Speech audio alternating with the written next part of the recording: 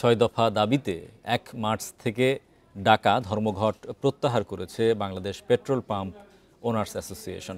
বৃহস্পতিবার পেট্রোলিয়াম কর্পোরেশনের চেয়ারম্যানের সঙ্গে বৈঠকে এই সিদ্ধান্ত নিয়েছে সংগঠনটি। সড়ক ও জনপদ বিভাগের ইজারা মাশুল যৌক্তিক হারে নির্ধারণ, কমিশন বৃদ্ধি, বিএসটিআই-এর বাড়তি ফি প্রত্যাহার, কারখানার লাইসেন্স প্রথা বাতিল, ফায়ার লাইসেন্স বাতিল করে আগের ব্যবস্থা রাখা ও সকল প্রকার লাইসেন্স গ্রহণে ঘুষ বন্ধে সরকারের পদক্ষেপের দাবিতে এই ধর্মঘটের ঘোষণা দিয়েছিল পেট্রোল পাম্প মালিক সংগঠন।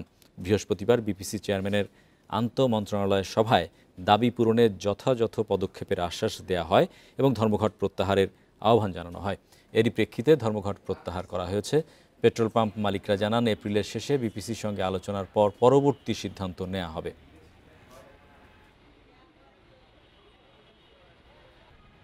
তেল উত্তোলন ও পরিবহন বন্ধ থাকবে, সেটা আমরা স্থগিত ঘোষণা করলাম 2 মাসের জন্য, এবং আমরা আশাবাদী ওনারা এই বিষয়টা 2 মাসের ভিতরে সমাধান করবেন এবং দেশে সমস্ত এই আমাদের যারা জ্বালানি তেল ব্যবহার করেন তাদের অসুবিধার কথা চিন্তা করে সামনে রমজান মাস, প্লাস আমরা তো এই দেশেরই নাগরিক, আমরা কাউকে কষ্ট দিতে চাই না।